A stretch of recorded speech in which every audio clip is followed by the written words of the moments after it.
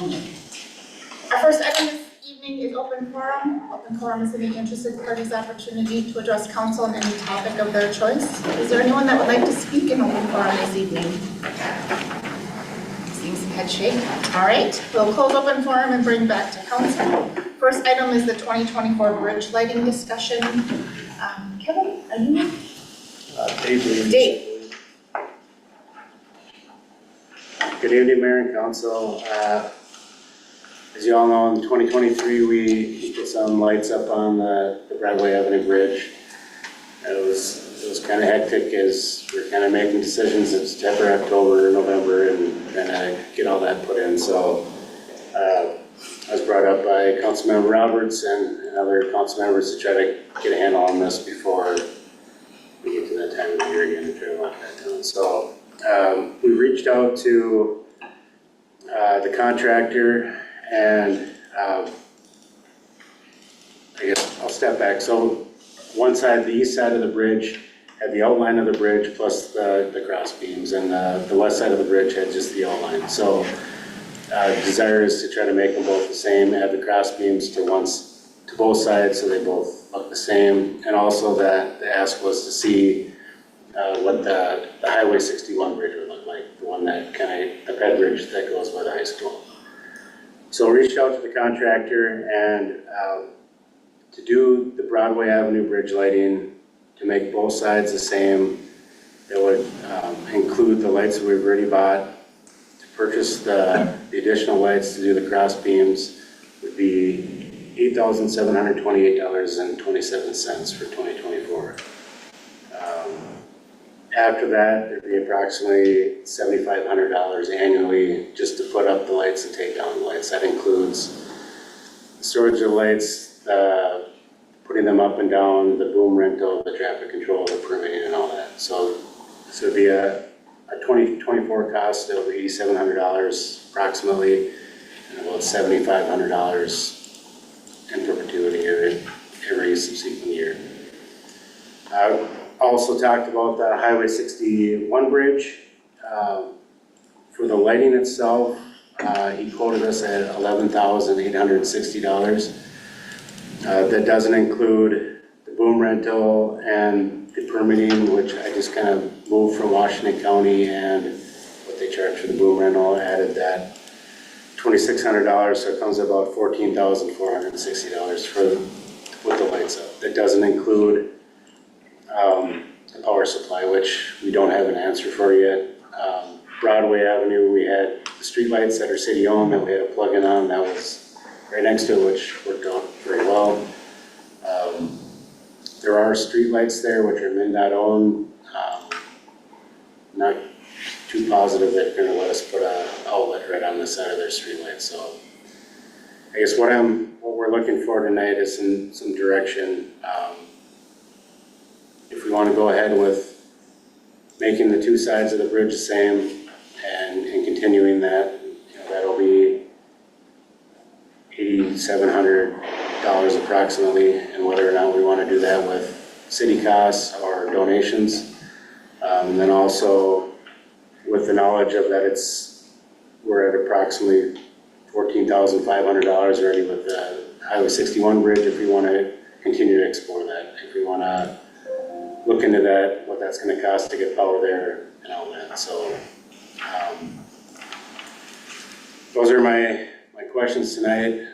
We've done a little research and just looking for additional direction, and for Kevin as well to know what we should be funding for putting for a budget number for 25 and beyond. Any questions, more than willing to answer. The two quotes are separate, right? So the $11,860, that is just the 61? Yep. Okay. So the first quote that's attached there, the $8,728, would be to put up the lights and add the cross beams at Broadway. That'd be the 2024 cost. And then every year after that, to put them up would be about, it was $7,400.25, and then assuming it'll go up annually after that. And then the second quote is just the lights for Highway 61, and then we still have to figure out a power source after that. And assuming that that's gonna let us close Highway 61 down, that's another question that we haven't asked yet. Washington County let us close down, if we close down 61, we'll probably have to send them around 210 to Goodview, to 97 and around, so. It's a whole bunch of questions and a pretty decent time commitment to try to figure all that out, so I just wanna know if that 14,000 is in your wheelhouse and if that's something you're fine with and we wanna pursue that, or if, we don't. Council thoughts? Is the, on the quote down here, is that just the outline or is that also the cross members? Down here by 61, that would be cross members and outline to match Broadway. I'm an automatic yes on just on the downtown over Broadway. I felt like we heard so many positive feedback, positive elements of feedback, the visual of standing in the park, seeing the Christmas tree and then the bridge lit behind. It was just a very nice experience. And just kind of a nice capstone for downtown in particular. I'm a little bit more neutral on 61, I think it's a nice to have at some point, but cost until we have like a recurring funding source that's kind of known, I'm a little bit more neutral. Doesn't have the pedestrian traffic, it doesn't have that, it's a high volume destination, but it's not in and of itself a destination like downtown is. So I would put it on it'd be nice to do at some point, but I wouldn't necessarily need to fund it this year, would be my perspective. Because I would also say, I don't know what other options in the community would look like, but you could imagine if we wanted to start being more known as a Christmas light destination, it could be a nice theme to build on. But I think we'd want to attach it to a funding source that we weren't sure of. So that's just my opinion, and unless someone feels otherwise. I tend to agree.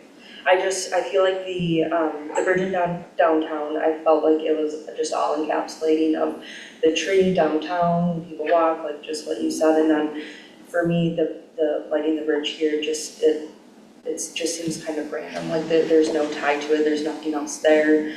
I think it might be good in the future if there was more of a plan for lights throughout the town if we want to go down that path, but for now, I would rather focus on the downtown area.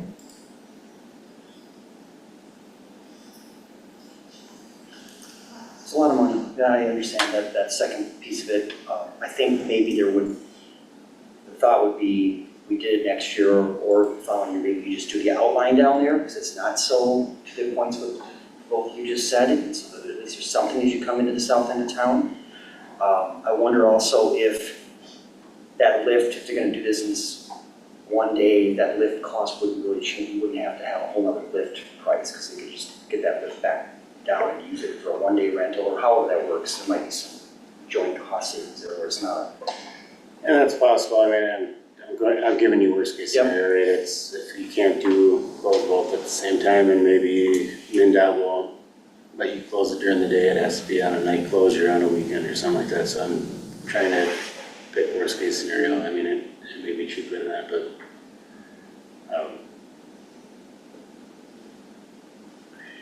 So are we counting on any donations for any of this, or is it going to be strictly a city cost, or where we start? yeah, that's the second piece of the question is it a donor-driven project, or is it something that myself and Kevin need to look through the budget to try to find for 24 and then budget for 2025? Because that's, I mean, it was budget-driven or donor-driven last year, so we just need direction on that. If we need to look in to see if we can find funds and then plan for 25, or if you want it donor-driven for 24 and then plan for 25. That's kind of what we're looking for this. You both were donors, and so I don't know if there's appetite still there to do it in myself as well, to contribute that conversation hasn't quite been had yet. Right. Maybe it's a 50-50 deal or something. I don't know. Yeah, I agree with the earlier comments about focusing on downtown, and, I mean, I certainly think it is something that a number of community members got behind to fund and bring to the city. I don't see any reason why we couldn't still continue to focus on that, although the appetite for it and the legwork behind it, which I know you did a lot of, wane if we knew the city was gonna pick up the tab. So, I mean, I think it was valuable to have done and needs to continue. I guess I'd want to see the city plan for it if need be, but I think there's certainly still a lot of appetite, for the business and community leaders to get my support with that. I know last year it kind of came up at the last minute, maybe not last minute, it was unplanned for in the budget cycle, and so there was an effort to do some donations, and appreciate the legwork that you put into that. I do think if we're gonna make it a recurring, it should just be part of city budget. I understand it's not part of probably the budget in 2024. So if we wanted to do another year, if we think that there's appetite, kind of go back to the same donors and do the same as last year. And maybe at that time, let them know that it will be a budgeted expense in 2025. It's just one more kind of bridge to get us there. Didn't mean the pun, but I'll take it. Maybe that's the path, is do a donor this year with this, just the one bridge footprint, and then build it into the 2025 budget. I feel like if it's recurring, if it's something that we're doing as a city, it should be part of the budget. That is our mechanism to do that. We appreciate donations when they happen, but to make it recurring on part of something we want to be part of, just our foundation, it's just. Yeah, I think that's the only way we can really count on and getting it done, just to make sure. We don't want to be halfway there and find out we're not there, and then you gotta work out the budget and that kind of thing, so, I would agree with that portion of the other bridge on 61 though. There's some logistical problems there really with the electricity and the things that we gotta work out before we can even consider it, I think. So, that's where I'm at. I think Washington County is a very good partner. I think MnDOT's a little more, I don't want to say just farther removed just because they're a state agency. So I think Washington County is way easier to work with. But I mean, we can poke around with that, but I don't know what their response is going to be. I know they let the Stillwater Bridge on a MnDOT bridge, but that's technically a pedestrian bridge, so there's no traffic there, and you're not doing it over top of traffic. So it'd be kind of like asking to put lights over top of I-35. It's kind of a interesting ask. I mean, I'm not saying it's no. 26. Put it on. Yeah, I'm not saying it's. We just have to have the answers. So. Yeah, I'm not saying it's no, but I mean, it could be a while to figure it out. I mean, we can poke around and ask those questions, but try to get an answer and knowing we'll have an answer by fall could be really tough, especially electricity too, and if we can get that approvals. Sometimes things that seem easy take forever, so, and it's something we can always keep on the radar. If that's, light up all the bridges, what we want to do is we can look at it, but it's going to be a difficult lift to get by fall. Any other thoughts or points of feedback? So sounds like one bridge, donor driven in 2024, and then we'll look to add it to the budget for 2025. Yep. Sound good? Good. Just for clarity, for the 2025 budget, is it the one bridge or two bridges? One. It's one. I think one and two, yeah.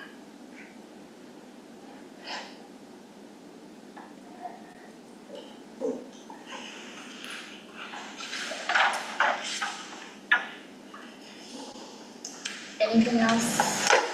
Any other feedback needed?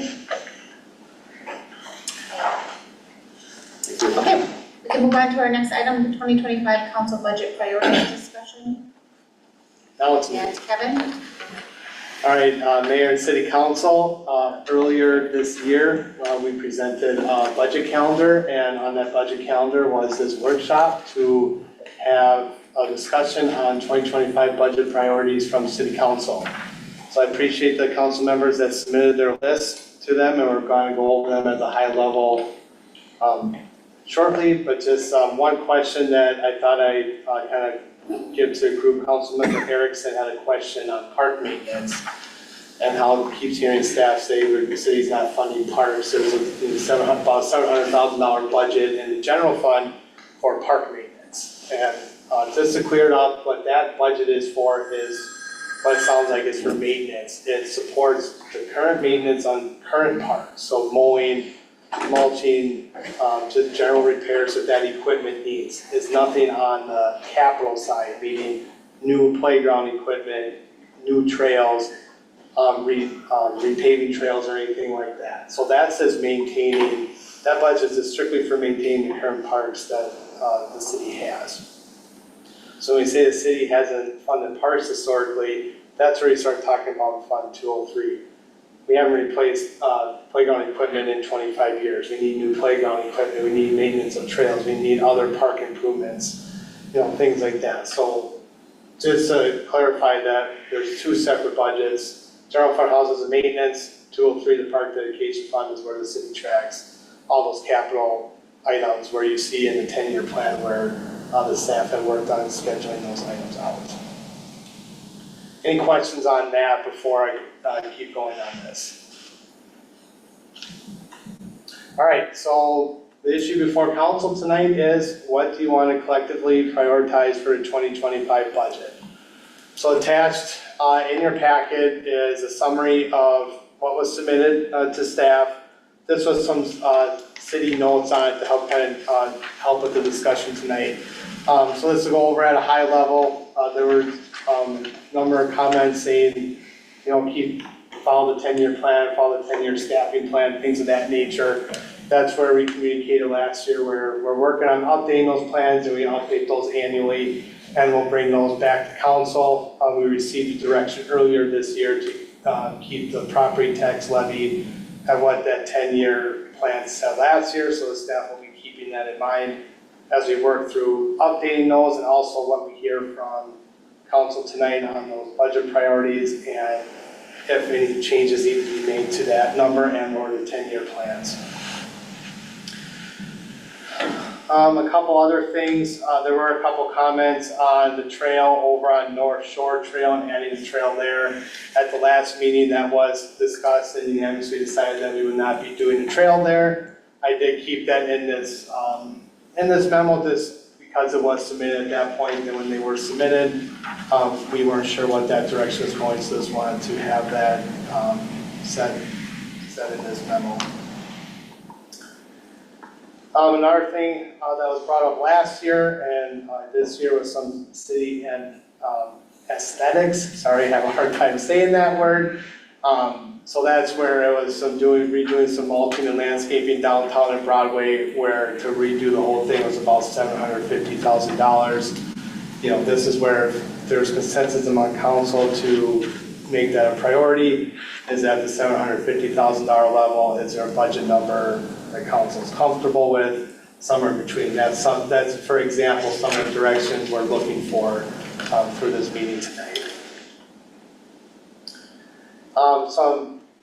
Councilmember Valento had one increase on the parks budget. Again, this is following the 10-year capital plan, where we had a $500,000 levy, and the preliminary levy for 2024 that got reduced. So in 2025 is bumping up to that $500,000. Is this something where we keep that? Is it additional up above and beyond that $500,000? Those are some of the discussions that we want to have as well.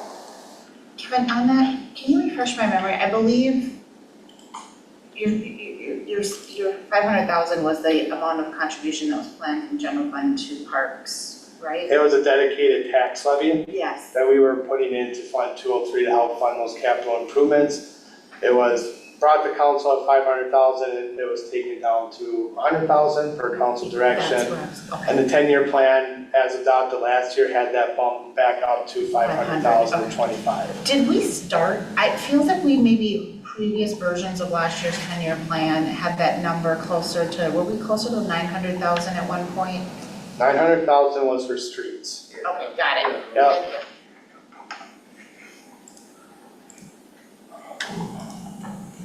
Some of the other items that were brought up were some downtown redevelopment costs and earmarking some money for that. Currently, the EDA fund does have a $50,000 budget that has historically been there. So if something does come up, those funds are available to use from there. It'd be more of a specific, if there's a specific dollar amount that council has in mind where it would possibly impact what we would need to levy in that fund, or earmark some other funds to help with that, if that's the direction that council wants us to take.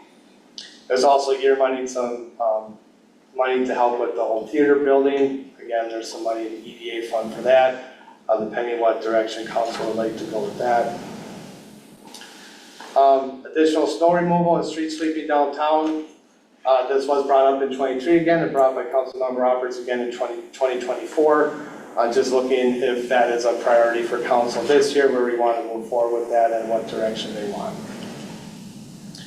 I can keep going through the list, but it's really just kind of a high-level list with some notes there to help drive the conversation. So really what we're looking for here is opening up for your conversations to have amongst yourself, get any answers you need from staff. And then from there, if you look behind you, there are all the items that were submitted, summarized very briefly on the board. Once discussion is done, staff would then take your marker and put next to your, make 4 selections for your top 4 priorities that you have individually for a council member to narrow this list down for where staff would like, for where you would like staff to focus their time on, what you would like to see in that 2025 preliminary budget come August. Can I ask a question about, before we dive into that, the details on snow removal? I thought we had decided that we were gonna lean more heavily on property, like code enforcement and doing some bill backs. And then of course, we made that decision and then we had the winter without snow, so probably nothing happened. Are we still operating under that? And is that still kind of our, in absence of us funding a different program, is that kind of our current standard? Is lean on that through code enforcement? Davey just got back, maybe this is the day question. Oh boy, what happened? What did I miss? Sorry, I started asking a public works question when you weren't in the room.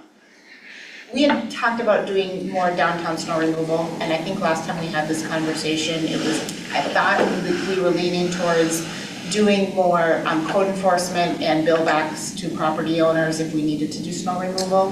So we talking removal of the berm or removal of the sidewalks? No, I thought it was more sidewalks is what I'm recalling. So with our new nuisance ordinance, that would be a code enforcement action. It would be a code enforcement action. And then the berm, or what Public Works had kind of agreed to, or whatever you want to say, is that, you know, we typically did it once a month, but we try to increase it to, you know, twice a month, and then timing of, you know, weekends or after snowfalls or whenever that happens. We try to at least basically double that service down there. But sidewalks was a more of a code enforcement action.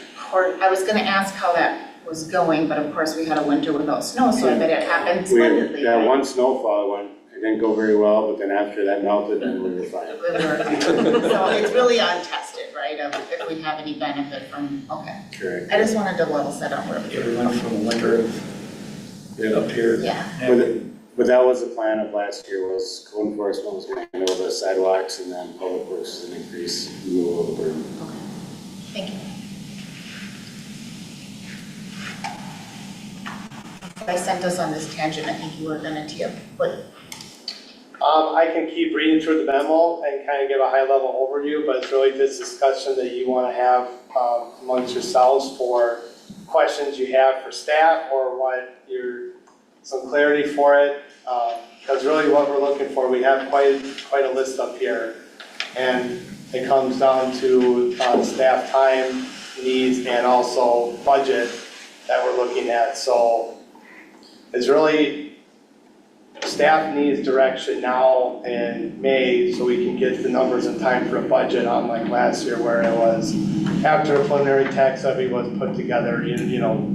So then at that point we were really kind of strapped for what we could do because we were tied to tied to that number, just to kind of get everything figured out. So when I look at a budget process, these are things that going forward year after year, staff will be asking for.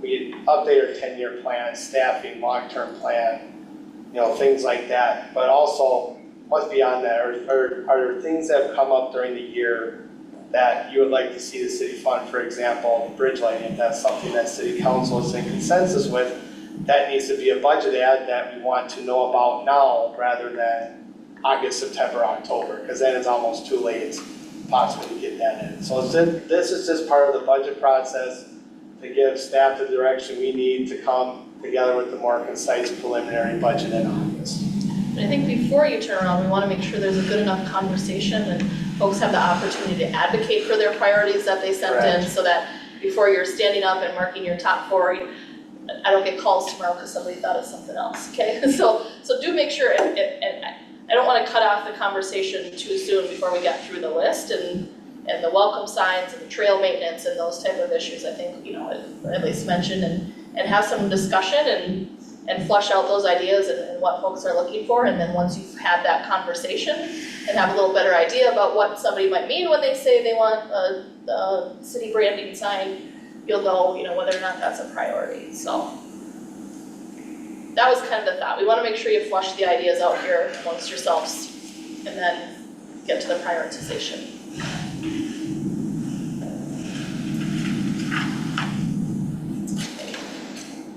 So most of them are yours, Councilmember Roberts, so I want to make sure that you have the chance to bring some of these forward. Well, yeah, maybe it's the same ones as last year, maybe that's why you're not talking, but I want to make sure that we have that opportunity to discuss the issues. So since we've been talking about the snowplow, removal of the sidewalks and berm and some more sweeping, I remember spring this year, without snow or not, the streets, there's sand and gravel, it just looked like crap, to be honest with you, for our downtown. And I know MnDOT does it a certain time, but I think we have to get through this, change how we look at this as, well, that's MnDOT's, that's their responsibility. It's our downtown, so it's our responsibility, I feel. Yes, push on them to do what they should do, which is really minimal. And that's even same with the county on Broadway, the sweeping and things. And we've got won awards about our street sweeping program in the city. And to keep safe, the lakes and all that, but yet some of the main thoroughfares aren't being swept, like. Well, downtown has already been swept twice, I think. It was early, you got an email about it. But who did that, An email somebody criticizing us. yes, I know that, did we do that or did? Because they were county roads and state roads. Public Works Can't did wait. one, and then the county and that both came through. I guess that's kind of like just augment that a little bit, like just make it better so that we're not waiting for MnDOT to come and sweep our downtown. So did we make the change in timing of sweeping this year? So that, was it earlier than what we've typically done it? We typically not swept Broadway or Lake, so Oh, that this was the first time. The only time we sweep those are during 4th of July when. With the, July. MnDOT finally got around to getting here about July 1st last year. In fairness to, I don't know, Washington, or MnDOT, but Washington County had that, tornado or high winds they went through southern Washington County last year. And that's why, I kept requesting it, and they kept saying we don't have staff for pulling trees off our roads down south, so we typically they come right after we come through. It's just that balance of how often you want us on there. It's no different than, are you doing your driveway or are you doing your neighbor's driveway too? So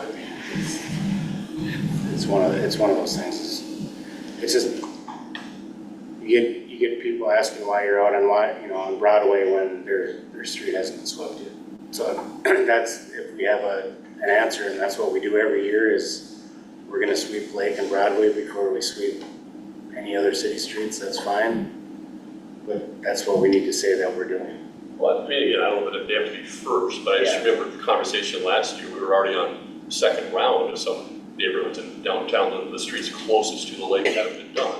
So that's why I advocated it. Again, they don't have to be the first streets, but they should be right up there. It is the city's living room, it's like, clean the closets when you have a company over, but you sure as heck run the vacuum around, you know? So is it maybe a spring one and a fall one on the county and state roads, and then you hope that MinDOT and the county do it in between? So that, like, what's the minimum? Even a spring one, just to get that winter salt Yeah. sand picked up. I mean, even if we did it once in the spring, I mean, I think that would really, and see how that goes. You know, maybe, To sweep downtown, to have staff and equipment, is that a 3-hour process? It depends, I mean, We're talking $100 or something a time or a something? spring one, you're gonna have people with leaf blowers and blowing everything out, you know, and all the sidewalks off and all that, like, stuff like that in Washington County there with multiple staff, probably way more than they probably need, but I mean, you know, your normal sweep, you're not, it's an operator, yeah, your spring sweep, if you're gonna do what you're supposed to do, you're gonna be having people with backpack blowers blowing everything off onto the street as a sweep goes by to grab sidewalks, everything. Is that a one-day project to do Broadway and Lake? It just depends on, if you wanna send a street sweeper down and just pick up the gutter line, then it's one operator and, that's what I saw happening. yeah.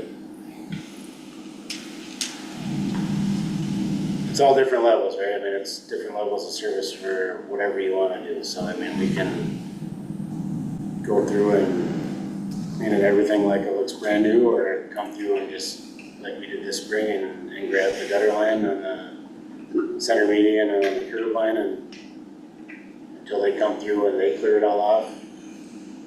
Because I mean, that's, when they came through, that's what they did. You know, they had staff blowing off all the bed ramps and blowing off the sidewalks and all that stuff, so. Dave, when you're sweeping, you try to get out there really early in the morning, or, because they always got party parked there. That's gotta be difficult too. If we know we're doing like Lake or Broadway, like 4th of July, they'll be out at 4:30, 5 in the morning, and just shift change people. But the downtown, let's talk about 61 downtown. Yeah. 5:30. Yeah.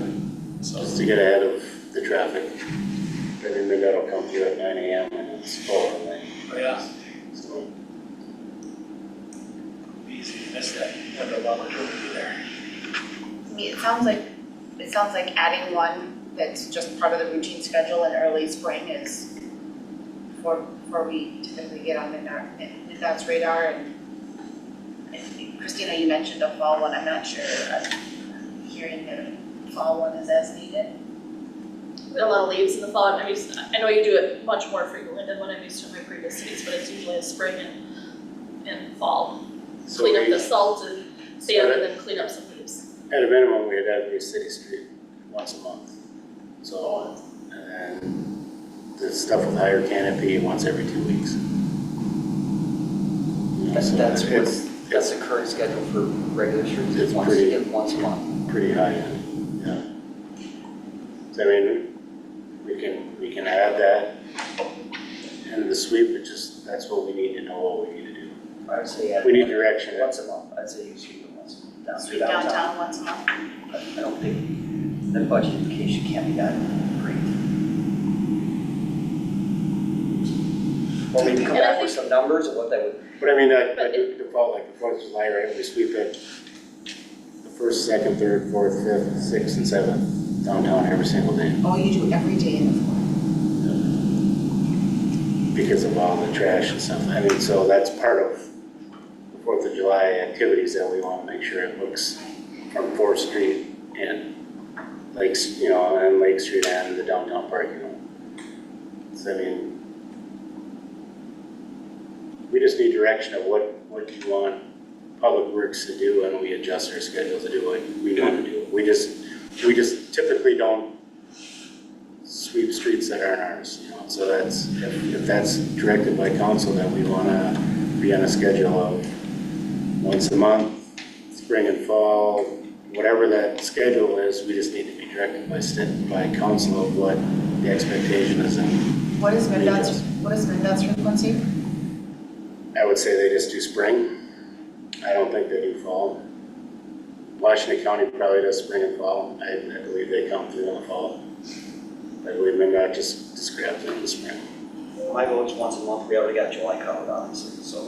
And would it just be the months that MinDOT or Washington County's not doing it? So this road is still being swept once a month, but it's not always the city doing it when you say once a month? Is that what you mean, or you want, in addition to what Washington and MinDOT's doing? Seems like we're overthinking this thing. Let's run a street sweeper downtown once a month.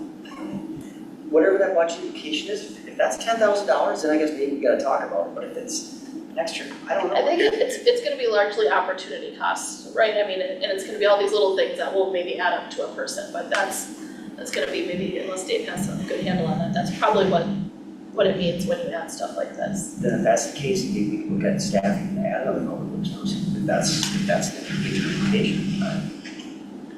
I have a lot of it comes down to time, you have one street sweeper, one guy running it, so you don't run 24 hours a day, so if you spend the day on Broadway and Lake Street, that's just one day you're not sweeping somewhere else. But like I said, we typically don't sweep the streets that aren't ours. So if we do that, then that's all we need to know is we want to set a tone of public works sweeps Broadway and Lake Street once a month, and then that's what we do. And then if we get phone calls, and that's what we're doing. Because now if we're out there and someone says, "Why are you out there?" we're kind of in that gray area of, well, we're told to do this, but I mean, if that's what our policy is, I mean, we can adjust our street sweeping policy that's what happens, and that's what we do. I agree, it's not that complicated, but we're sweeping somebody else's right away, which makes it complicated because it's not our road to sweep. That's what makes it complicated, is it's not ours. Who's complaining them, or just you talking about this? Just residents. I mean, if Jolene gets a resident complaint, or I get a complaint, or Rick Peterson gets a complaint, I mean, it's, so we say, this is our policy, that we have a piece of paper in hand that says, this is our sweeping policy, and in that, there's a paragraph that says we sweep Broadway and Lake Street once a month. And that's all we need to have, but right now, we don't have that, and the perception is why are you sweeping a county road and not a state road? Do we have a written street sweeping policy? Was that part of that grant? We do, yeah, and it covers city streets. And, So just be amending it to include these. correct, it's. But part of that policy probably has the rationale about why you street sweep, so that sweep streets, the person who reached out to me and was complaining about why are we doing county roads, it was, well, this is a benefit to the lake, it's the roads that go right by the lake, so I think it's more than just our policy, but it's why we have the policy, right? I don't think anybody at Public Works is opposed to doing it, we don't have a policy that says we do it, so that's the part we get beat up on is, or Christina gets an email asking that, I mean, if you have this is our policy, this is what we do, then that's it, it's not I agree with Councilmember Roberts, it's not that big of a deal, we just need to adjust our policy and say that's what we do. I think we should include it. If we're hitting neighborhoods, in some neighborhoods, 2 times a month, it seems like once a month to get downtown would also be good. Councilmember Roberts points, but we've already got the 4th of July I covered. think get it advertised, so we don't have that problem.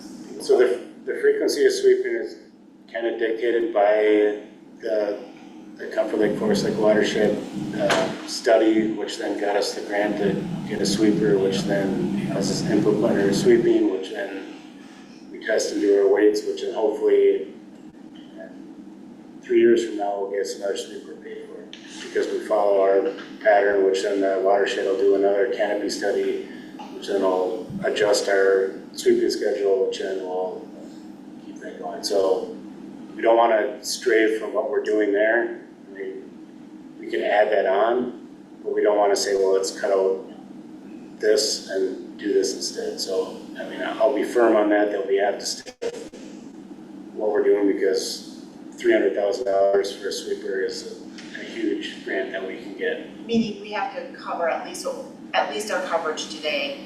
Is that when you say you will be firm, that's what you mean, right? So right now, our route takes about 4.5 days.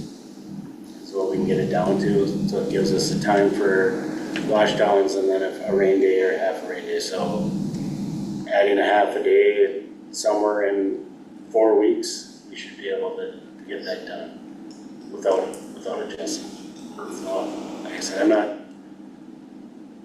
can bring back that policy to a future council meeting and add that paragraph in there. I think that's what we need to do, but I think that's some of the pushback from staff is that we need direction and make it a policy so we're not simply doing something that we shouldn't be doing. Okay, That makes sense. Drafting the policy. Well, it sounds like there's already a policy, so a simple amendment to say we're doing Yep. Lake and Broadway once a month. Yep. Should be pretty easy.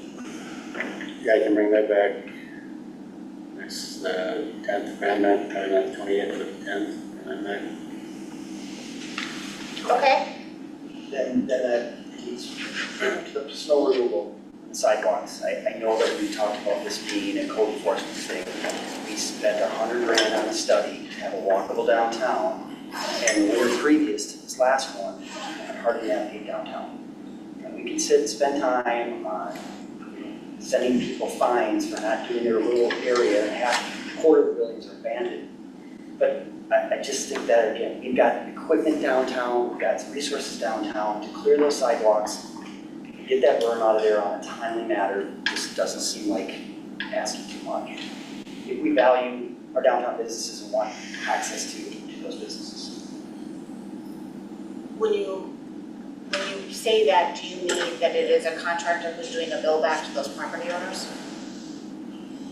Like routine bill back, or, because I'm with you, but I want it billed back, I think it should be billed back. We remove snow on all of our trails, so why are we not doing downtown?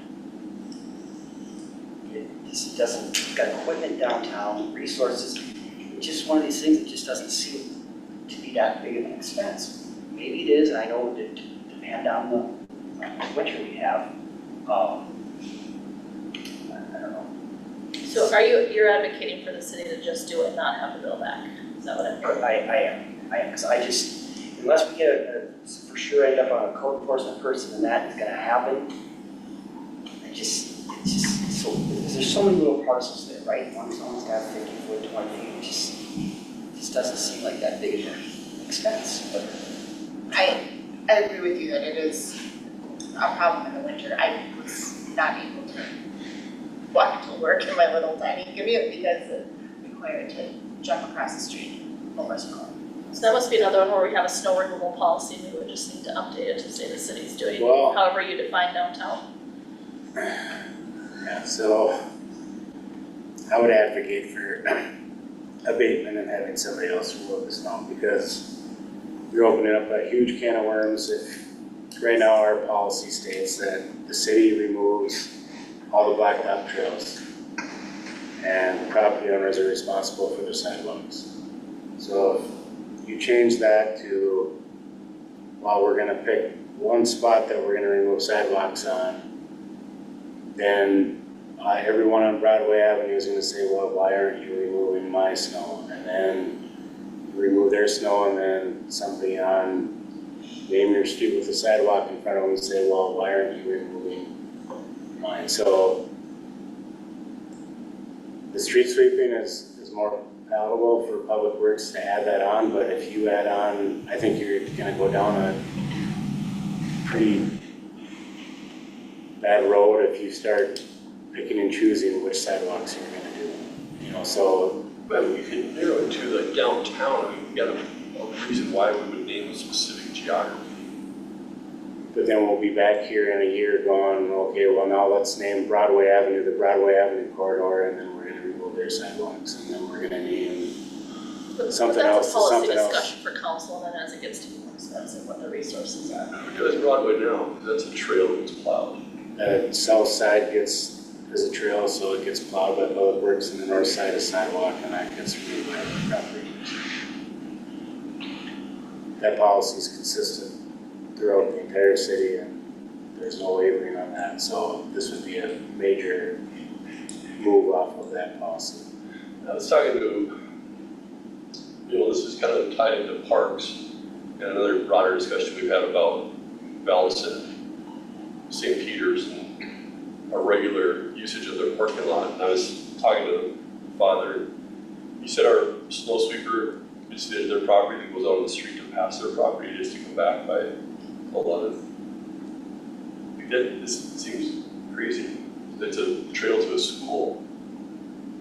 Why would we like go out of our way to avoid, especially I mean, it just comes down to what's our partnership with them. We don't have a we don't have a parking lot for one of our major parks. And it just seems like we're being a really bad partner.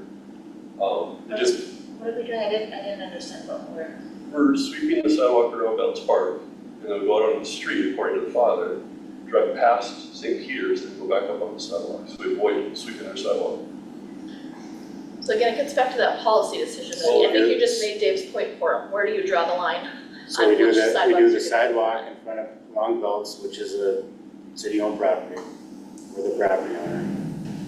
And we jump around and we hop on the trail by the cemetery, which is a city-owned trail, and then we clear the trail. the trail that goes. And the confusion is on like 11th Avenue Southeast, it is a sidewalk. That was built before the Safe Roads to School. And to get that grant money, we had to enter in a 25-year maintenance agreement. So for the next 25 years, the city has to maintain that. But at year 26, it will get turned back to the property owner at our current policy, The 11th Avenue Trail. sidewalk. Sidewalk. So the reason why we're doing that right now is because the Safe Routes to School grant required us to enter in a maintenance agreement for 25 years. So we've already deviated from our policy there. We haven't because that was the agreement to get the grant dollars to redo that That's sidewalk. an agreement just to do downtown. We have a downtown district. It's very easy to carve that out. It's downtown. My concern is, this is a slippery slope on removing snow downtown becomes the conversation on why Minneapolis is considering doing snow removal on all of the residential streets. To me, it's a slippery slope, and I'm concerned specifically on snow removal of us having the frequency, because I feel like as soon as we start doing it, the expectation is that we are doing it to the same degree that some of those property owners are doing it, and I worry about that being feasible, on us getting the phone call, snow starts falling at, 4 o'clock, and 7 o'clock it's starting to pile up, and property owners relying on us to do it, and we're really not scheduled to do it until 10 o'clock next morning, or whatever that is, right? Like, that level of service, snow removal it's a significant safety hazard, and I feel like we put ourselves, if we're committed to doing it, we commit ourselves to the liability when it doesn't happen on some of these timing expectations. What's challenging is the timing expectations aren't ours, it's whoever's falling because we thought we should have on the street. I think Or that, cleared the sidewalk. I think to add to that point, so originally when City Center was built, there was a maintenance agreement with City Center and that strip mall right across the way. And our removal policy is that if there's a 2-inch trigger and that we have 48 hours to remove it. So if it snows 2 inches, you start that timer, we have 2 days basically to clear it. Well, the dollar store and Edward Jones and all those, they didn't like that policy, so in an agreement with Al, their fire chief, that they decided to do the removal themselves. Because our policy doesn't work with with their clientele. So same with downtown is, if it snows an inch, we're not gonna be down there. I mean, you'd have to change your entire snow removal policy of what that trigger is and when you're gonna do it, your frequency and all that. Because right now, a trailer or sidewalk, once it hits 2 inches, then we have 48 hours to clear it. I mean, we clear it when we plow the streets if it's way before that 48 hours.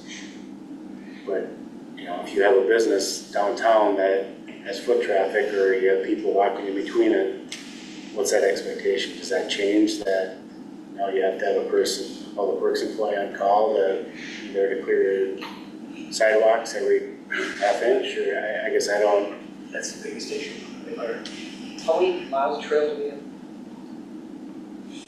Okay. I think there's 30 miles between sidewalks and trails. I would just, the trail piece of it, half of that? probably a little higher than that, just because it's, I'll look it up. It's, so like it's a point, we have 20 miles of trails. We can't do 6 blocks downtown. That makes no sense. The timing, whatever our timing thing is for trails, why it could be timing for downtown, add another person, I guess, I don't know. If the council here wants to say that we're not going to support downtown businesses, this is our study on walkability. It was what was told, it was one of the first points. We talked about hitting these low-hanging fruits. This is low-hanging fruit to improve downtown. I think there's an argument to be made though that downtown businesses, if they want business, they would shovel in front of their own stores. Because we haven't focused on our downtown, we've got vacant buildings. But it's also their responsibility if they're gonna sell their building. It's just an argument to be made on one side of why a business owner would want a clear path for people to come to their business. They want a clear sidewalk, they want a clear parking lot if it's their own parking lot. They have just as much stake as the rest of us for wanting a good downtown too. So I don't think it's solely put on the city to make sure that a path is clear. I do think that it's also on the property owner.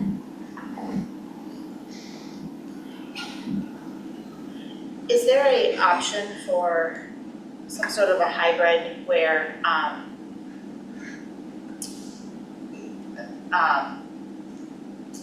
businesses can opt into the city service? So,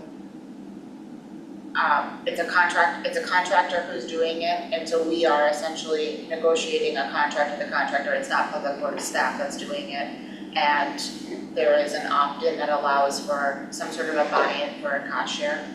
And part of code enforcement is if you are a chronic offender, we're gonna opt you into this program. And then it's so that it's paid for by those units and not residents. And one of the challenges, one of my philosophical challenges on this question is one of the reasons our downtown is the way it is because our residents haven't prioritized it. And so now to put it on residents that you also need to pay for property, pay for the snow removal.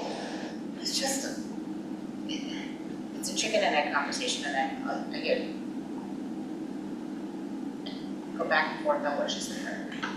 I mean, I think what you're explaining is basically the abatement. I mean, if they don't decide not to do it, they're just basically telling the city they want somebody else to do it for us.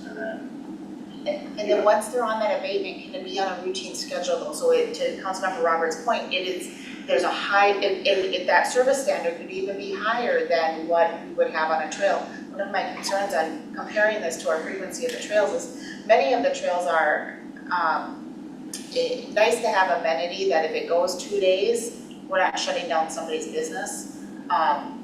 That standard, I just don't think is acceptable enough to a downtown business, and so you're kind of managing two standards. I think you're just like mowing in the spring, like when we had the recession, X amount of years ago, and then you had a bunch of houses that were in foreclosure, and we hired a contractor that was a weekly mow, right? So you set your parameters of, in the summer it's mowing every week, and in the winter it's every time you get X amount of snow, they come through and they clear it out. And that's what their service is. I mean, it's no different than if you hire a contractor to clear your lot, whether it's wherever it is, what your trigger is if you want to set your abatement to every time there's an inch within X amount of hours it has to be cleared off, you're going to get contractors to do it. They're going to charge more versus after the snowfall, then clear it. But we could set that service standard to be what made sense for a downtown district. Correct. You could say after X amount of trigger, if it's a 1 inch or whatever, after snowfall has commenced, it has to be clear within 4 hours or whatever, 12 hours or whatever you want to pick for that time. That's what you write in the contract.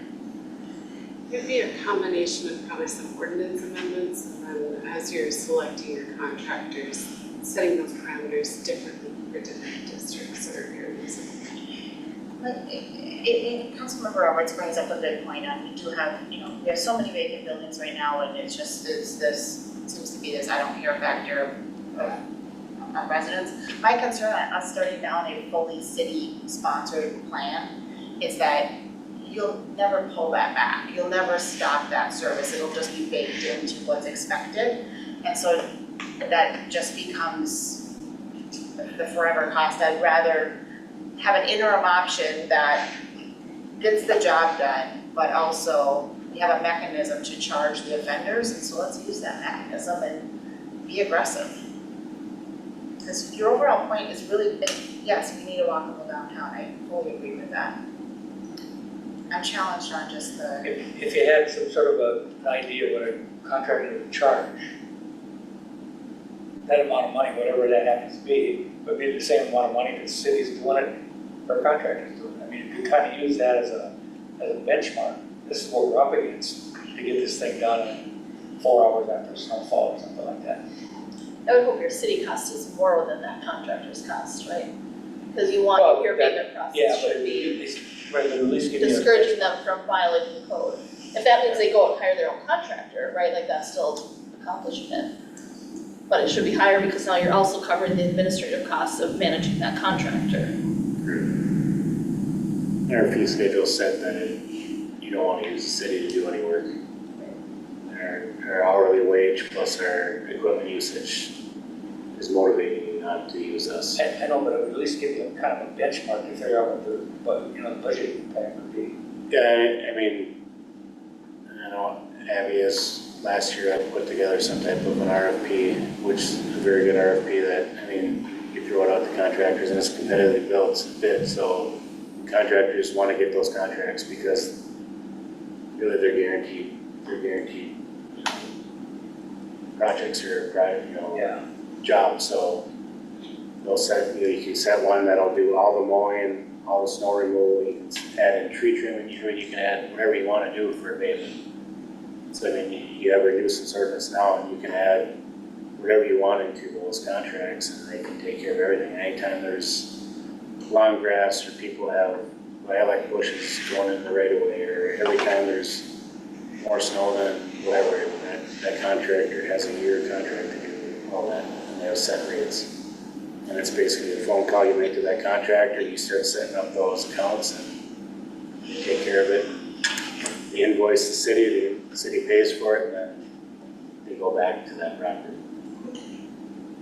And like I said, during the recession, we had probably 40 homes, around the city that we were mowing. You just don't want, the thing is, you don't want the city there and their equipment with their truck there mowing somebody's property, because even though you're doing something and you're helping out, it just doesn't look good. Just like when we were plowing the Edward Jones lot, there's some lots, there's some, streets in the city that aren't plowed, and we're plowing a parking lot for seemingly a private development. And that's just the optics of it, that you don't want to get into it, just like any other abatement. You don't want, the city will do, public works will do a lot of things, but you just don't want a city truck pulling up doing stuff for a neighbor or for a resident, because then it just looks like you're doing it for free, and then it takes weeks of explaining out that you're not doing it for free, that there's abatement. And same with the snow removal. If you're downtown and you're cleaning off somebody's property, then you're gonna get the property next to them going, why aren't you clearing mine? Why am I shoveling? Why are you doing mine? So that's the problem you run into. It's, like I said, the next thing you're on Broadway, the next thing you're in your neighborhood, doing everything. And you can't, once you do it, you can't pull back. That's the tough thing. You can add stuff, but it's really difficult to pull stuff back. so we have, Well, I mean, we're not willing to do sidewalks. Half the stuff on the list isn't really worth even discussing. Well, now, let's have the conversation. It's, it really isn't. I mean, let's speed the night up, really. This is something really simple. And you can make up every excuse why you should do this, but we're doing the trails, we can't do downtown. It makes no sense at all. I mean, we're not supporting our businesses. So that's just my opinion. But the other guys, so let's move on.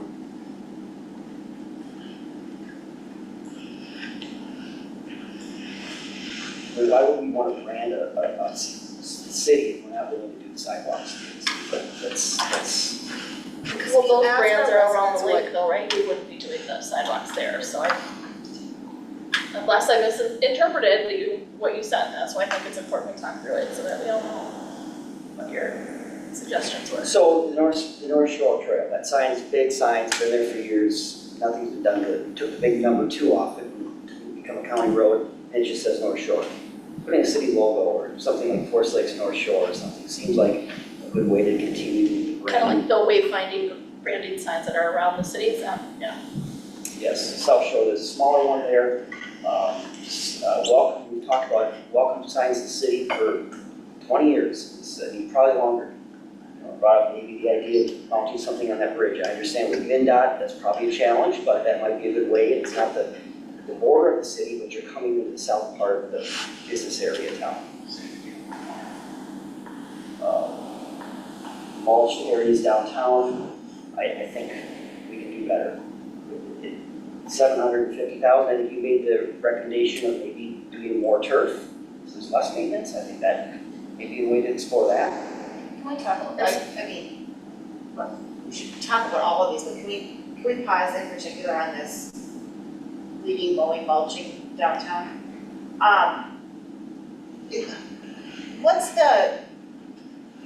Is there an answer that allows us to tackle this without just the giant $750,000 swipe?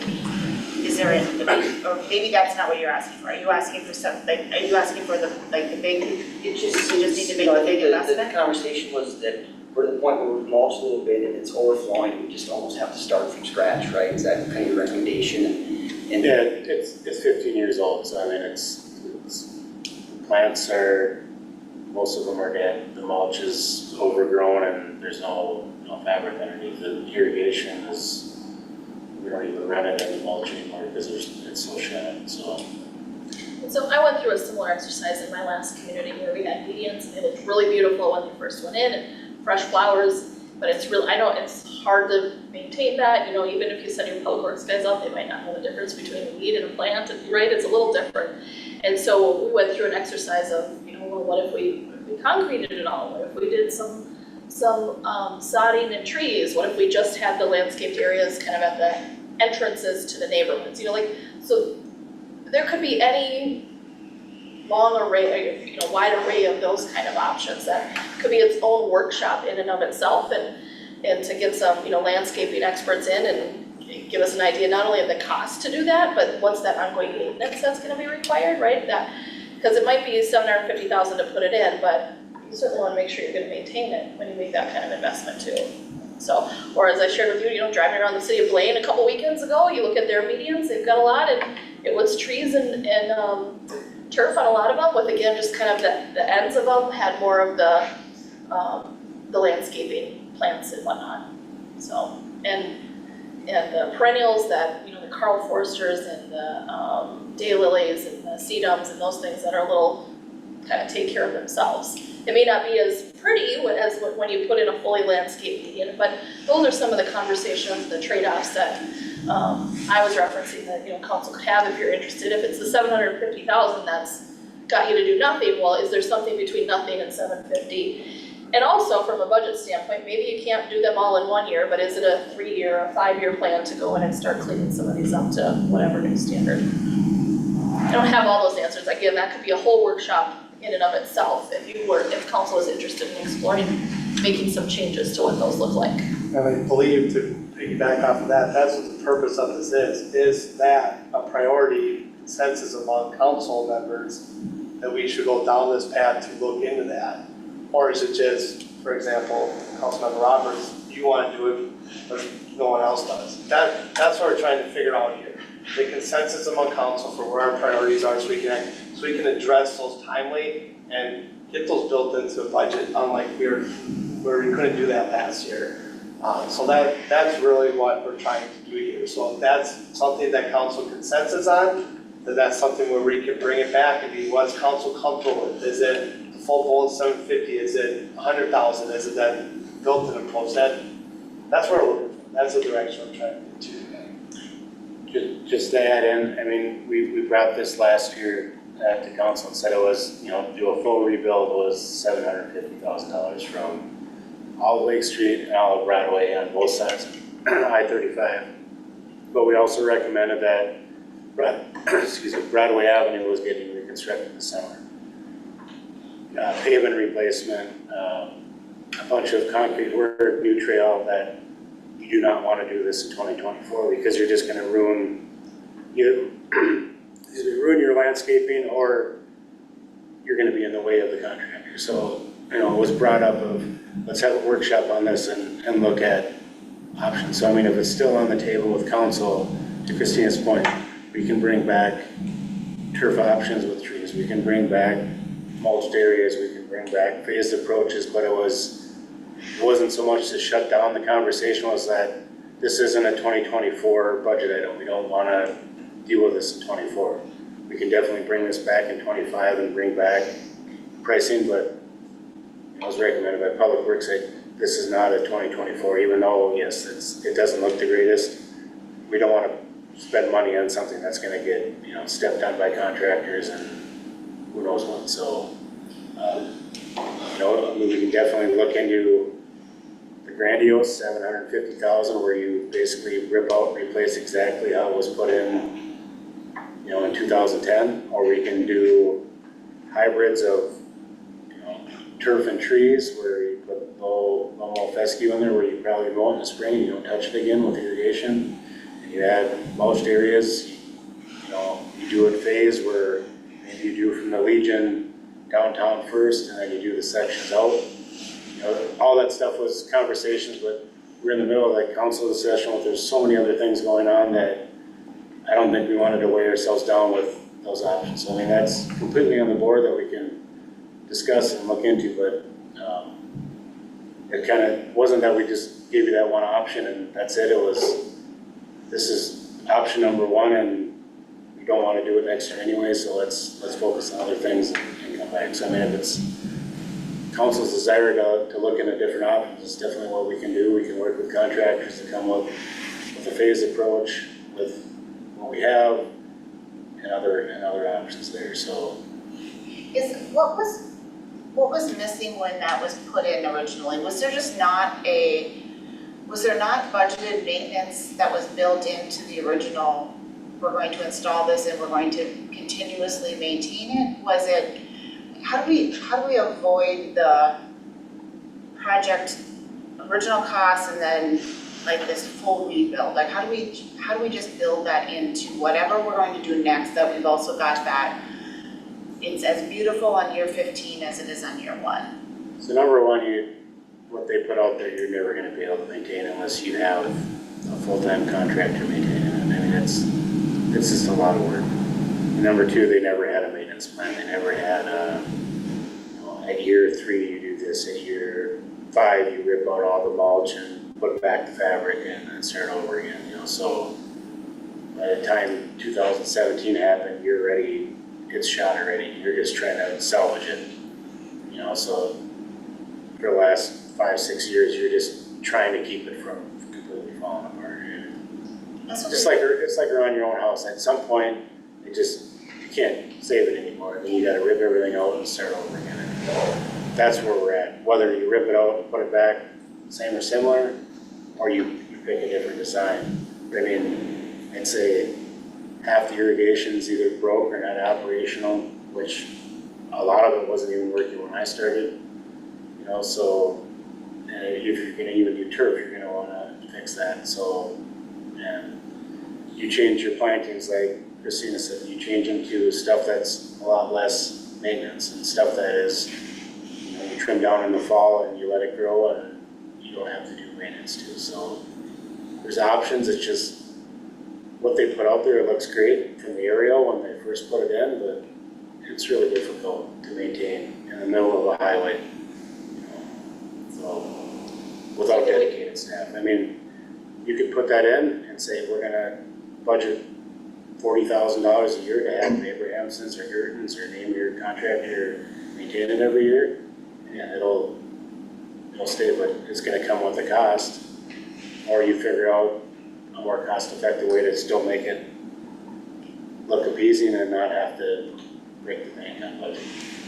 What are the thoughts? Is it replaced with similar or? So I don't think we, sorry Mayor to cut you off, but I don't think we need to solve the what tonight, like Kevin said, this is just, is this gonna be something that's gonna score high enough on your priority list for us to continue? Because it is gonna be a really complicated discussion of trade-offs and options, so I don't want you to feel like you have to solve all of these tonight, but if you feel like you've got a good understanding of what it could be, is kind of where we're at. And if that's the case, then maybe the last one we should touch on is the trail maintenance, because we know we've heard from some residents, and as the staff report says, the plan right now is just to do those when you do roads. Is that, I think the question here is, do you want to do them separately from roads? Probably at a higher cost. I know at least once, I don't know what Dave's thoughts are, when I had this conversation once with the county about a trail, it's about a 20% higher cost to do a trail when you're not doing the road, was what they told me. So I don't know if there's any more discussions you guys want to have about trails, but I know it's come up a couple of times, and so I want to make sure we don't miss touching on that at least before you can get up and vote. So just to touch on that, I mean, it goes back to the park dedication fund not really having a lot of money, right? And it was never very funded, so myself and Bolton Rankin Engineering, we kind of pivoted that to when we touch a road, all the pedestrian facilities, whether it's a sidewalk or a trail, get improved, whether it's repaving or making ADA compliant ped ramps or fixing sidewalk panels that are busted in. That's worked well because it's already tied in with your cost, and typically your trail should last longer than your road. So if you're touching a road every 20 years, your trail should still be in decent shape. Now, granted, we have some trails that have drain tile or very poor soils that have fallen apart quicker than the road, but that's the policy, or the way we ran it is, whenever we do a neighborhood or a route or any kind of a street, if it has pedestrian facilities, we get them surveyed, we fix all the deficiencies and fix it as the road goes. I mean, if you're gonna pull them out and give it a separate project, yes, you're 100% correct, you're probably gonna see a 20% increase plus, how do you select which does what? Right? So is there a trail assessment that would show, here are the do we know like the trails that are needing attention faster than what we're gonna get to the road? That would be kind of do we have an idea of how many trails we're talking about, or what that trail mileage is, that is, maybe this trail's just not gonna last until the road's on the plan? Do we have an idea I what don't that think is? we have an exact mileage right now, just because how we've been, know exactly where in town where probably one needs to be addressed, probably now. But also knowing that trail needs to be addressed, we know that at every driveway cuts and head ramp don't meet ADA compliance too, so you're already cutting into the road. When you have to do that, those improvements at that time. I mean, an easy one is 202nd. Probably the worst trail in town. 202nd, from Fenway to the west. So can we get a price on that? That's the worst one, we call it out without even having to look at it, can we just get a price on that, there's maybe a couple of the ones that. If I were to guess, about $100 a foot. If you're gonna do 202nd, do Timber Follow. Your ped ramp should be over that $100 a foot, but your trail construction's cutting it out, putting it back in. But that. You're probably at $400,000. About $100 a foot. So my concern on this conversation, maybe my challenge on this conversation is, it's never should we do it, it's how does it fit in context with everything else? And so, should we do some trail catch-up? I think we would probably all agree, yes, there is a need for some trail catch-up. How does that fit in context with everything else we've been trying to prioritize through the 10-year plan? I think that's where you're gonna get the most meaningful feedback from us, because that's gonna make us pick our bets and pick our timing and really should it be 202nd or should it be, park improvements at Coolant Camp or whatever else is on the list? Because it's hard and just, it's easy to say yes in just a vacuum of should we do this? Absolutely. Should we be improving the landscaping downtown? Absolutely. But again, I'm always the one that's looking for what does the math look like on that 10-year plan and the projected levy, and are we comfortable with that? Because if we're not, then we've got to make the tough decisions. And I think also where we've gotten better at this on the project side over the last couple of years, but we also it has been maybe at the cost of staff. Some of the staff asks and some of the staffing, because again, project timelines are set and we need to kind of be committed to those projects. And so in December, when we're in the fourth quarter, when we're making those levy decisions, we need to cut some things because we're uncomfortable with where the levy is, and pretty soon we're cutting staff because, or staff recommendations, we're not cutting positions, but the recommendations for new positions, because we're kind of built into, or we're already baked into the project side.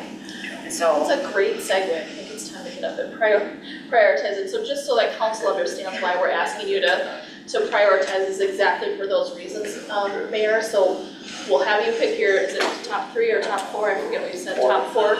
Each of you can, put a dot with your marker there, and we'll then collectively figure out how those are prioritized and start at the one that's the highest priority through this process by council, and you'll know when we run out of money to meet that 14% increase in the levy. So that is how we planned it to come together. We just wanted to have some discussion so that you felt comfortable in picking your top 4 priorities. So it sounds like we've talked through things enough, unless anybody else has other ones that they want to talk through. But I think we're probably at the point where we would ask you to put a dot by your top 4. I think we're all consensus on street sweeping and bridge lighting. You got direction on that? meaning you already have direction. We have direction on that from council.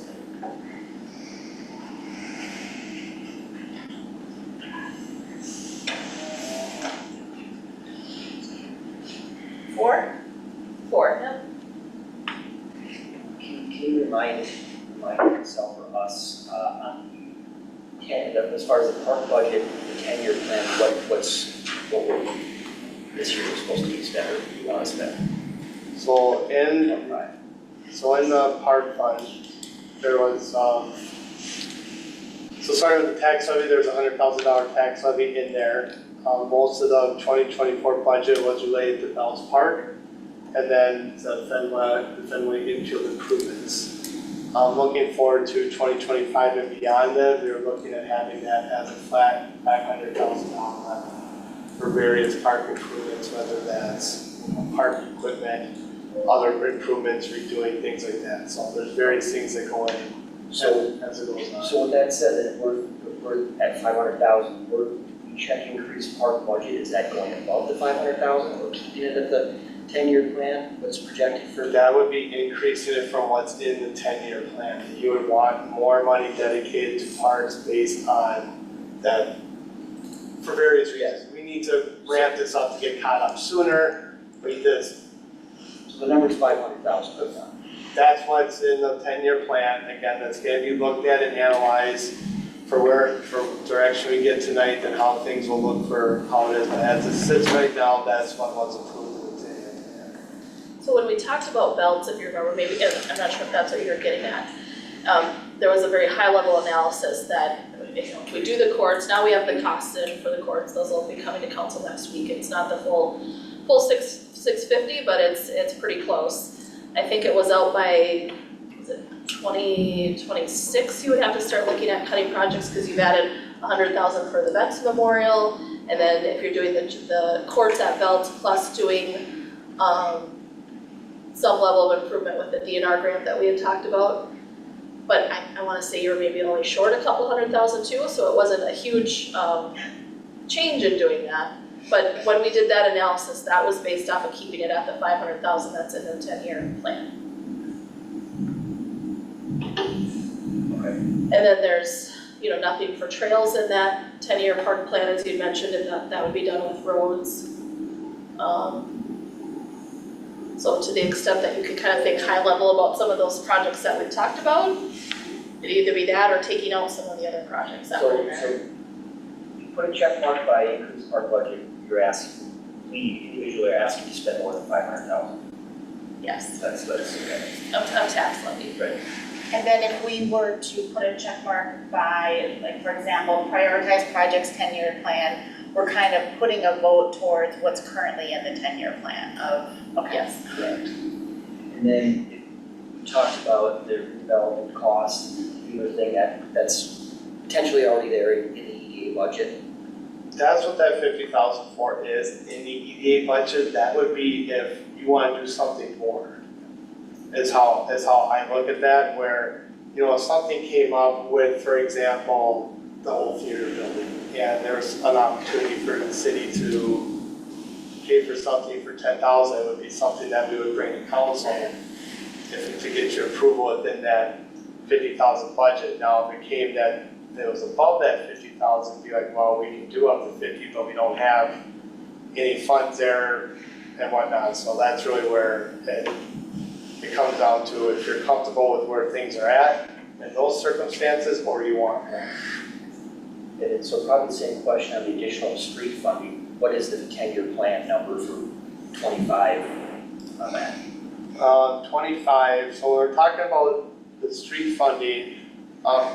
There's a lot of different funding in there, but this is specific to increasing that property tax levy to do more miles of streets, in essence, to ramp that up even further. The 2024 budget for a property tax levy was $997,000. What's 10-year, 25, it was still at 950 is where it was at. Because if you remember at the end for 2024, the CSO the code enforcement officer position was cut, which was budgeted for 97,000, and the council decided to shift that levy dollars into the street fund. Based on the 10-year plan, it was 950,000 being bumped up in 2025, and then up to 1 billion in 2027. With the increases just because of the increasing costs, not because we're necessarily doing more miles of street. This is as you get farther along, costs are gonna increase. But Kevin, your 10-year plan had the streets in there funded through bonding mostly and state dollars. And so if it's additional funding, and correct me if I'm wrong, if the additional funding of streets means you would be putting in more streets, you'd be putting in more funding, that was the budget was balanced over the 10 years, or you don't have enough money in the 10-year plan to do the streets you say you want to do in 10 years? No, we have enough funds to do what was planned in the 10-year plan.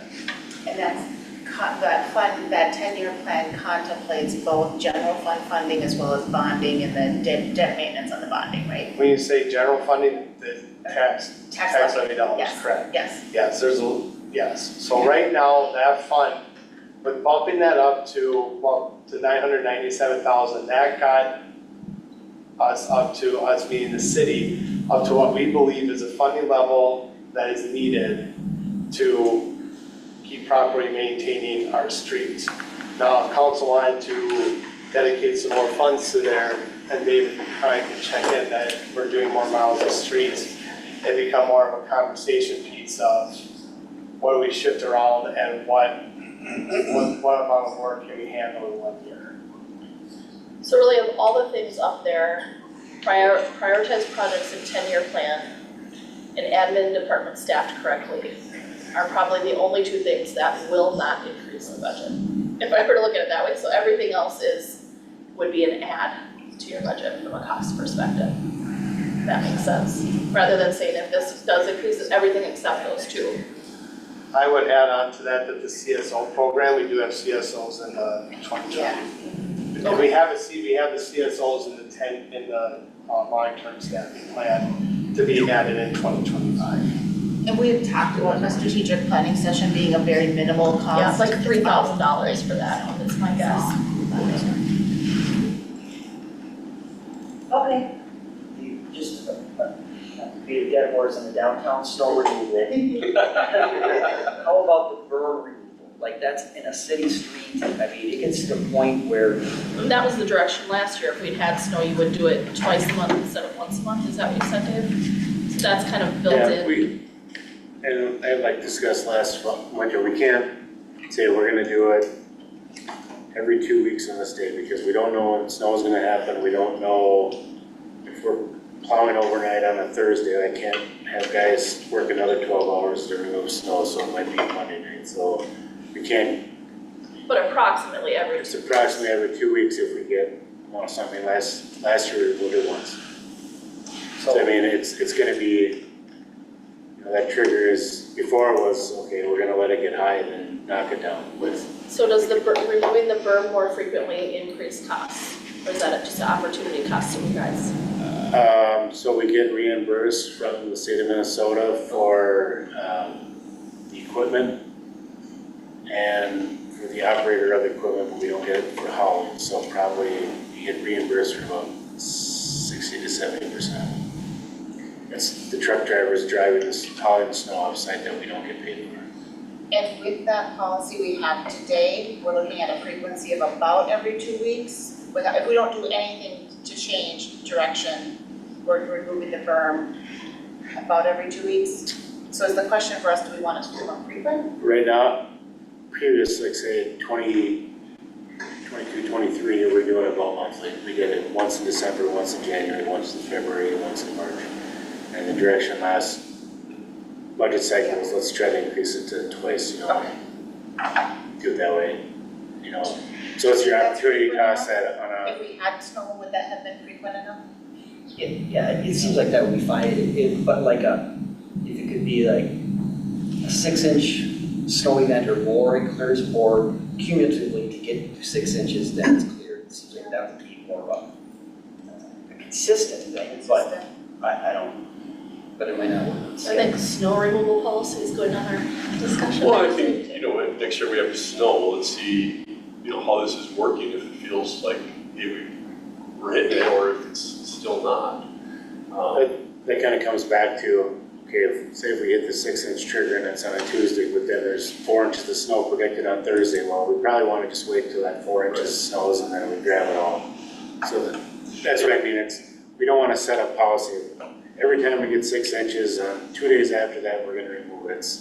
We gotta have some leeway there, so we're not stretching guys out and we're not just letting it dump another 4 inches after we just cleared it out. So it's paying attention to the weather, paying attention to our staffing and whatnot. I think Public Works and myself understand what you're asking for, and we're gonna improve that. So I don't think we need to set a policy right now, because then you're just setting ourselves up for failure. So then we wouldn't need to put a priority here right now, because it is been prioritized more than it was. 2 years ago. I think that downtown snow removal is more for the sidewalk. That is a dead horse. Yeah.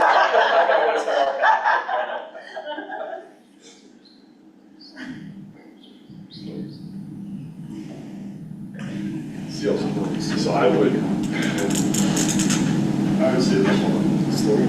And it's really about prioritizing it, you know, and it doesn't necessarily, I mean, of course, there's a cost associated with it, but there, you know, are still beds downtown that haven't been weeded since last year, and they're 3 feet tall. It's just not on anybody's radar. And so there's not a hard cost with this, it's different than mulching, but I mean, something has to happen here too, whether that's mulch or whatever we, you know, we come up with. I don't know. Great, you only got 2 more, so keep going. I'm sure there's any more, because I mean, some of this stuff that I call out is already baked into the plan, and so it's like. Well, that's okay, you don't have to pick 4, maybe up to 4, we should. Up to 4, you can leave 2. It's kind of a 2-for-1. You can leave 2 if you want. Well, but I'd say, I mean, your 10-year plan.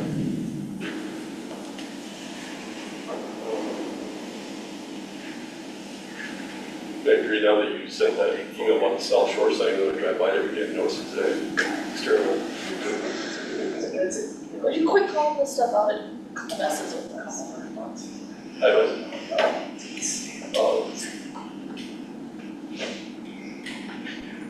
I'm curious about this. I'll hold my last. All right, thanks for getting us started. So, Who's yeah, next? what- Well, we're gonna get on it before today. Another follow-up Yeah. question on this, so none of us put this code enforcement person on here, that wasn't a request, or is that off the table for? Well, for, Isn't the CSO program though, from that grant, it's already, we mentioned it, it's starting in what year? the CSO is gonna be currently in a 10-year staffing plan to come back in 25 in the budget. You're talking about code enforcement, that's community service officer. Yeah. So I'm thinking code enforcement, we won't put that up, that was one of the last things we cut, but yet it's not, none of us put on it prior, so are we okay with that, or? Well, again, it doesn't mean that code enforcement isn't happening, it just means you don't have a person Yes. dedicated solely to that, so.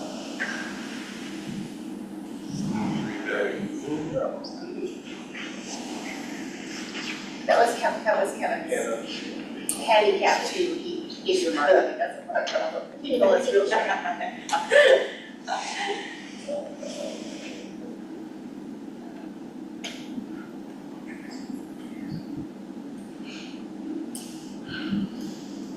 As she's doing that, Dave, can I ask a question on all that trail that you talked about?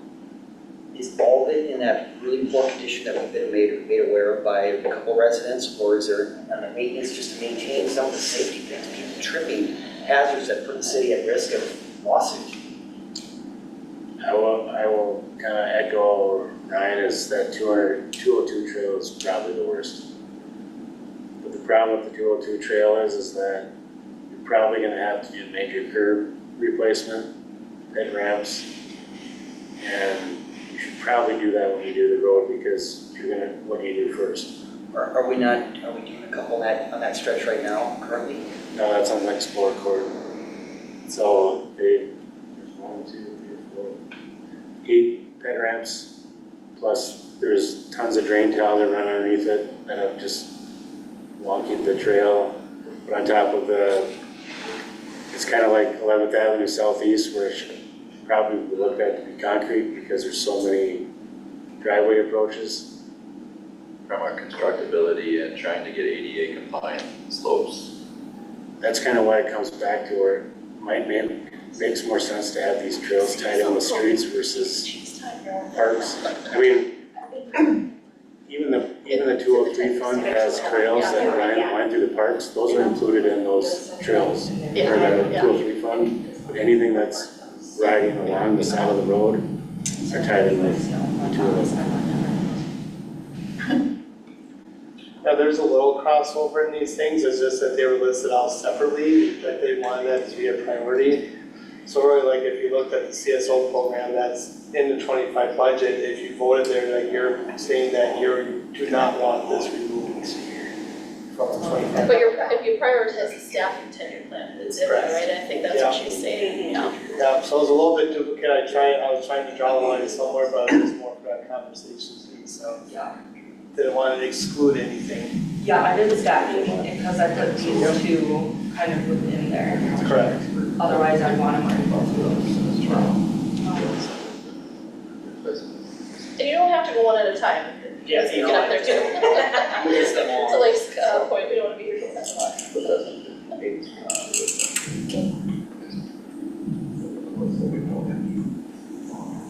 So what are we talking about when we say cities aesthetics? Just like mowing or maybe Just the medians and roundabouts. landscaping, just That could be the same, and adding parks, I guess, too, Yeah, it was just two items listed separately. I think Councilmember Erickson's, I think Councilmember Roberts echoed that, where the city aesthetics was really that downtown Broadway, like the roundabout and landscape related to the 750,000. The redoing the mulch areas downtown and the downtown and parks areas where it was more, it seemed to be a more broad stretch, the reach across maybe the whole city. It was really more the difference there in my opinion. I'm gonna put a vote for the downtown plan and shoreline plan because it's not incorporated in our 10-year plan at all. And I also think that this incorporates city aesthetics and things like walkability and some of the other topics we've been talking about. We have the shoreline study that is some questions on what are we gonna do next? And so, I think that's an area where we've got a gap in our 10-year plan. I'm also gonna say, I think this trail maintenance, this 10-year plan's been a process of nesting dolls, right? It's just build. And we've identified gaps, and I think the trail maintenance topic has kind of come up as a gap. It's an amenity that we have that is not on a planned routine maintenance cycle that we're comfortable with, so we've got to find a way to close that gap. I don't know if it's ready for it to be in a 2025 year budget, but I think it's part of the assessment that needs to be worked into the 10-year plan at some point.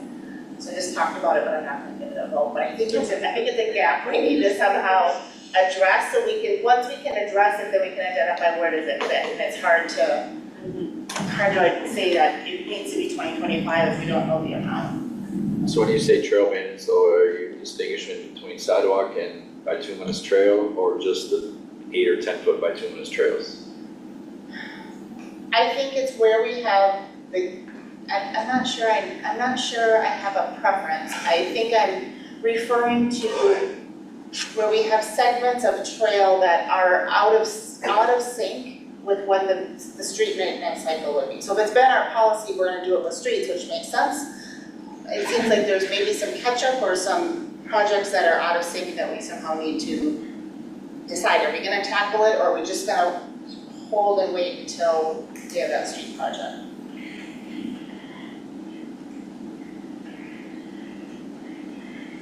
So I'm gonna say the 10-year plan and then the staffing that goes with it, 'cause I think that encompasses a number of other topics.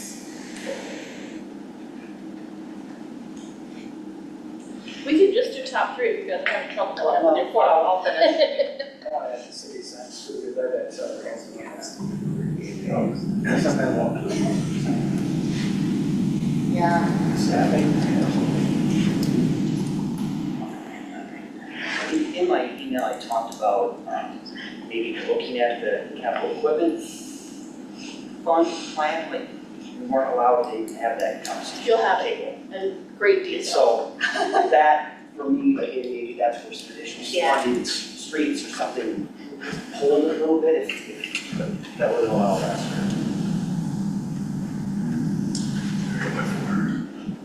Which one did you do? Oh, yeah. Some difference.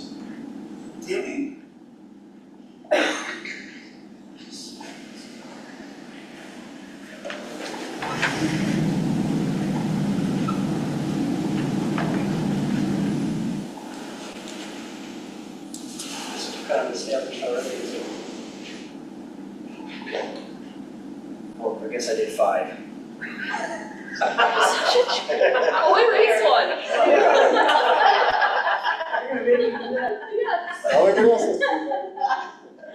Technically, if you erase trail maintenance, but you have funding for streets, you really also maintain the trails too, right?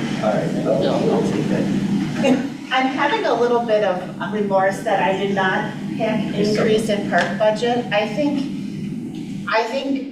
we need to try really hard to stick to the plan on park budget this year and that has been the one that we keep funding and pulling back from. And so I don't have increase in park budget on my list, because I don't think we need to increase beyond plan. I think we just need to stick to plan, and that would be a nice increase from what our trajectory has been. agree with that. I agree with that. Capture the spirit of those sounds. Taking pictures. Awesome.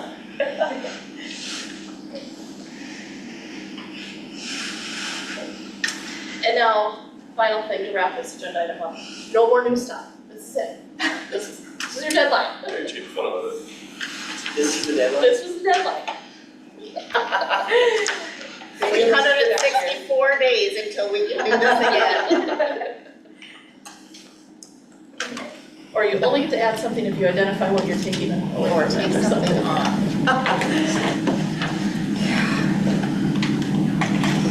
All right, are we ready for the next one? All right, All right, thank you for going through that. So, we're take this back and review it, how we're be coming back. Future workshop, get some direction on some of these things, so. Last thing, should hopefully be, very quick, more of an informational piece, through some of our budget conversations, questions have been, raised about allocation of certain positions to different funds and how does that look? So attached in your packet is every position the city has listed by title, and then where that wage and benefits for that position are being allocated to. So these allocations are reviewed annually as part of the budget process. I know in my time here, this has never been shared necessarily with the city council, except for a new position. When a new position is added, we would say, you know, so much general fund, water, sewer fund, and so on. These are estimates by city staff. They're not absolute. We don't track our time separately. For example, I did 2 hours of water this day in general fund. You know, it's just general, this is what our estimate is for that, so. It's presented for discussion, to ask any questions that you may have on these allocations, and just otherwise for informational purposes as we work into our 2025 budget.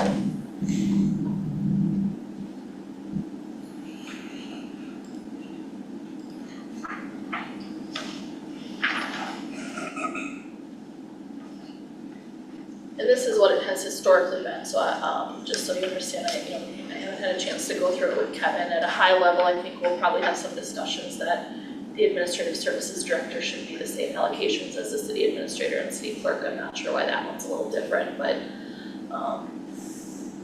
it did just, my fault for not communicating that to you when we created this new position here, but I can't imagine that they're gonna spend more time on surface water than sewer fund, for example. That seems to be flipped to that. Or maybe I'm reading the wrong column. So we'll follow up on that too. But I think from an administration standpoint, they're usually pretty consistent within practice. This is really helpful. This is helpful. Put it together.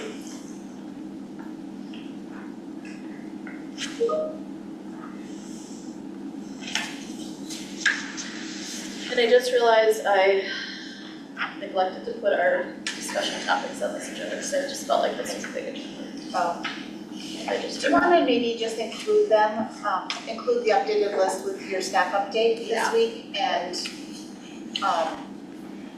it's kind of intended, you know, it's intended for us to circulate routinely and everyone take a look at it.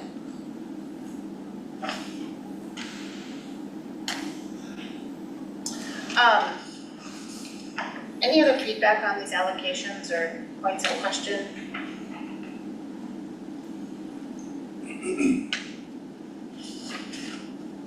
And you were intending for it to just be informational, right? We had This is informational, so you have that information as you start talking more about the budget, and some questions that come up about where positions are funded from and how wages are allocated. So just wanted to get that out in front of you. We did not, thinking about the 2025 budget, I don't have the calendar in front of me. When is our next planned budget discussion? Do you have that? June is the big CIP discussion, I think, if I remember correctly. Yes, the June 24th council meetings will have our 10-year plan presentation. Perfect. Is what's on next.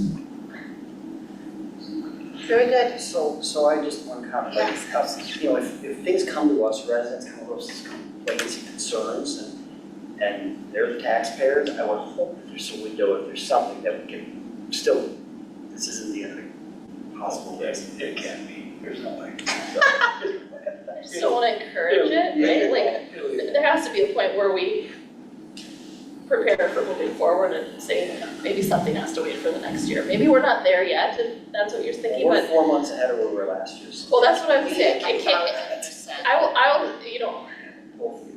yes. your September preliminary levy in my mind is your absolute drop dead date, right? Because you can't raise your levy after that point, but, you know, this is a lot of work and we appreciate the feedback because this will help us put that budget together, and then hopefully your budget season will just be really smooth this year because you've invested all of this effort up front. So don't throw wrenches in it, that's what I'm saying. Maybe let's take a quick opportunity to do calendar checks for our next meeting. So our next Monday is Memorial Day holiday. So our council meeting that would typically be on the 27th is on Tuesday, the 28th. So heads up for that. And then we have a joint workshop scheduled with, well, it is a airport commission meeting. It is not a workshop, it is a meeting. And we are using that as a joint meeting with council, and that is Wednesday, June 5th, is that right? Yep. Do those meetings start at 6:30. 6:30? Okay. And we'll meet up here since we'll have the bigger crowd with council and airport commission folks. And just to have that opportunity to have some discussion. I know there's been a lot of questions about it. This is a way hopefully for everybody to get on the same pages on some things. The one airport commission meeting I attended, I don't know if it's indicative of how they usually are, Councilmember Husnick, but there's usually a number of hangar owners and stuff that are in attendance of those as well. But we will, I look at that meeting as kind of an initial meeting. There are some project-specific items that we do need action on that evening, and so the agenda isn't as free-form as maybe we would look for, but we don't want to delay having that. And then if there are other topics or other things that we also need to talk about, we can certainly plan some additional sessions, but I think having that initial discussion, given some of the topics on the agenda, makes sense for the 5th, so. yeah, so not expecting any votes from the council at that meeting or from airport commission members, hearing a variety of topics, making their recommendation to council to be acted on by you at a later date. But at least you get to hear the conversation around them and understand where the ideas and thoughts are coming from. Very good. I'll be on a challenge. It's June 5th. No, yeah, no. Oh, but, the 10th meeting, I okay. just don't know. Thank you for the heads up. All right, that is the end of our planned agenda. Any other announcements or anything else before we adjourn? Hearing none, I'll entertain a motion to adjourn. So moved. Motion, is there a second? Motion and a second. All those in favor, signify by saying aye. Aye. Opposed, and we're adjourned. Thank you, everyone.